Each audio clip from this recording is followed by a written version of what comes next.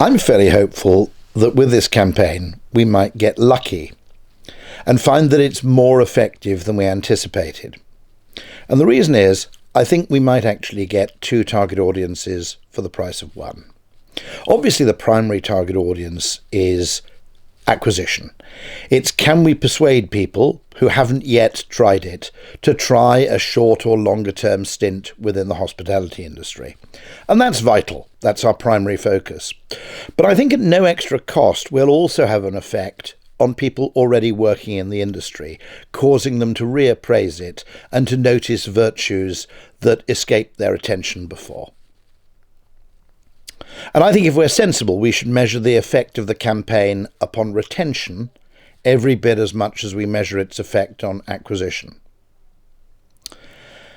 To understand how the campaign works, I think is very straightforward.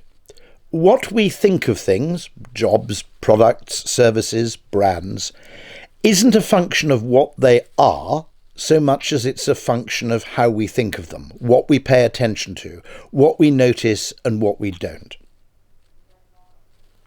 I can give you a wonderful example from the hospitality industry of this.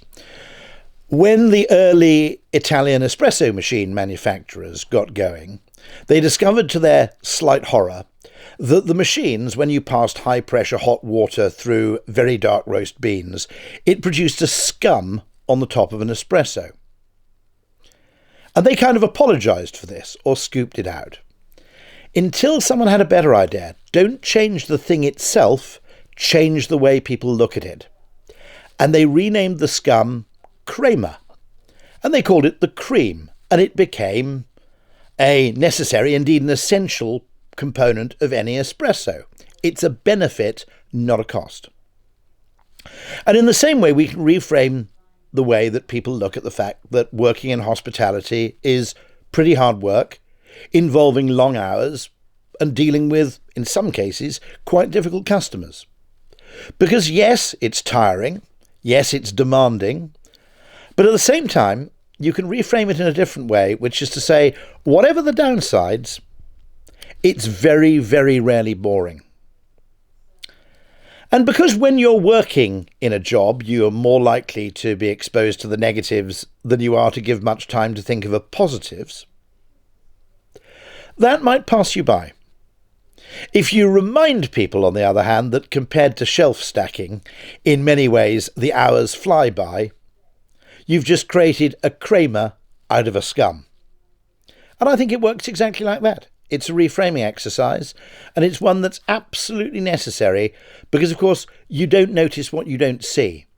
And the people who are tired or working late hours or have to work a night shift when their friends are free, they notice those things.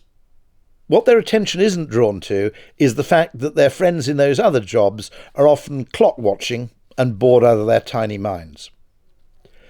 So reshifting attention, the very word advertising comes from the Latin anim advertere, which means to redirect the attention of someone, creates value in itself. It doesn't change the thing itself, it just gets you to appraise it differently. And I think the hospitality industry, which has many other virtues, by the way, it's a genuine meritocracy. You develop incredibly portable skills, portable to other entertainment and hospitality brands, portable across the world if you wish, but also transferable to practically every other service industry. Those things are also true.